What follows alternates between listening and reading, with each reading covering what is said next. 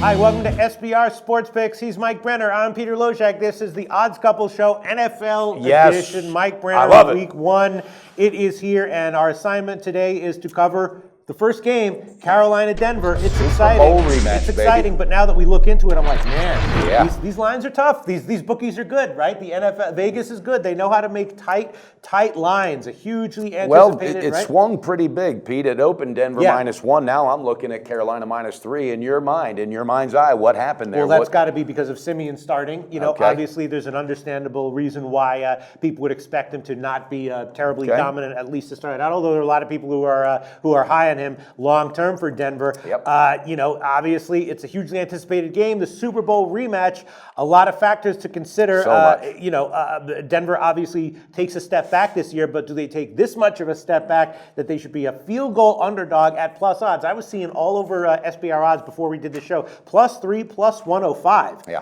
Now, Denver's at home. They take a step back, but they still have a lot of weapons on defense. They still have some nice weapons on offense. Carolina, you know, Kelvin Benjamin is back. That helps them out. But I don't know. Did Denver take that much of a step back that they should be this big of a dog to Carolina on Thursday night in Game 1? Mike Brenner, what do you God, think? I don't know. I just don't know. Right? You know, and you know, a lot of the media is talking about Denver had that Super Bowl hangover. Their quench, you know, they thirst their quench, and Peyton's gone. But you know what's happened on both squads, and my hat's off to Cam Newton. There hasn't been a whole lot of talking. There hasn't been a whole lot of trash talking. No billboard material for the locker room. Coaches have just kind of locked in and focused.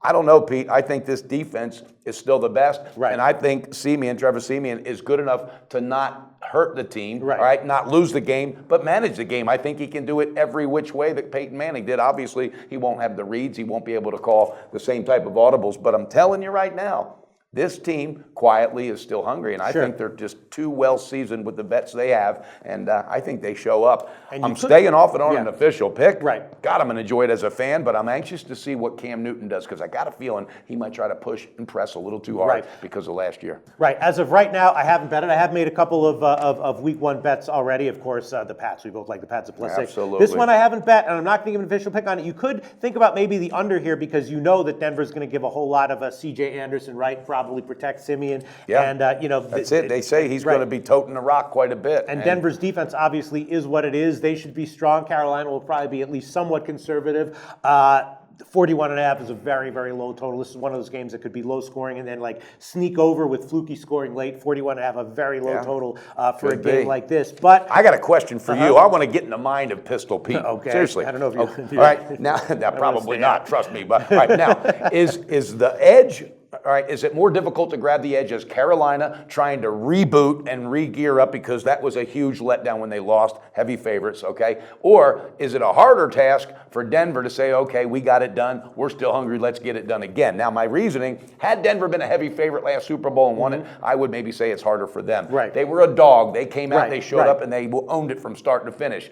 I personally think it's easier for Denver to say, watch this, okay?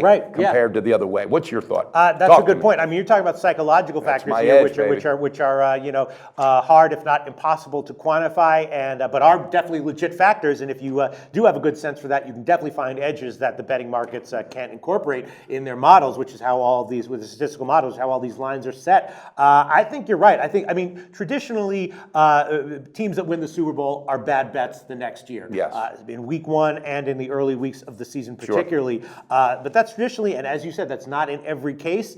And this, you're right, Denver was a big underdog. They don't have the same quarterback. They have a lot of different pieces. Yeah, they don't have a lot of pressure on them, Pete. I don't think this team has so much pressure. I think if the pressure's on anybody, it's on Cam Newton. Exactly. Riverboat Ron, okay? I love how Gruden calls him that. Does he have what it takes to get this team up? And what do you think personally about Cam Newton? I like him overall, long term for this season. I don't necessarily think he's overvalued or overrated. Okay. But in this game, you know, I can't take Carolina as a road favorite like this. Yeah, I can't but either. I can't take Denver at +3, +105. So it looks like we're going to sit on the couch, pop a couple cold beers, and enjoy the game. I mean, maybe do some live betting. Sure. Absolutely. In the NFL, there's a lot of games I stay off of. This is going to be one of them, but I definitely have leans. If I had to give leans as of right now, maybe more information will come out later.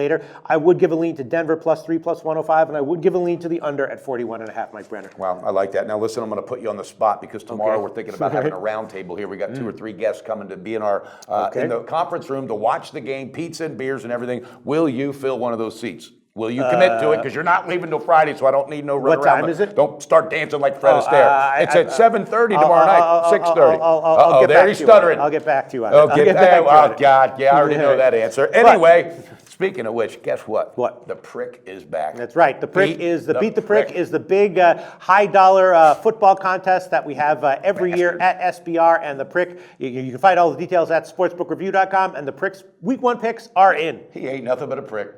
Alright, the time has come to stomp some ass. Pardon my French, and don't get your liberal panties in a twist. The free $50,000 contest has opened, so make your 5 picks today. And if you want to make some money with the A+ book, bet on these 5 winners. Penn State, +6 against Schittsburg. Florida, -16 against Kentucky. Over 45, Wisconsin, Akron. Virginia Tech +10 and a hook against Tennessee. And the best bet, Boise State -11 and a hook against Washington State. Bet on these 5 picks and get rich, cause you ain't winning a red cent in the contest this week. Oh yeah, and don't forget, sit on this right here, you bunch of prima donna ballerina motherfuckers. All right, so Mike Brenner, that's my take. I haven't bet it yet, so if I haven't bet it, I'm not going to give it as a pick in the show. But again, those are my leans. Denver +3, +105, and the under 41. Yeah, and speaking of which, I've got some picks that are official for the NFL, so I'm going to review them real quick go if ahead, you don't go mind, ahead. Pistol Pete.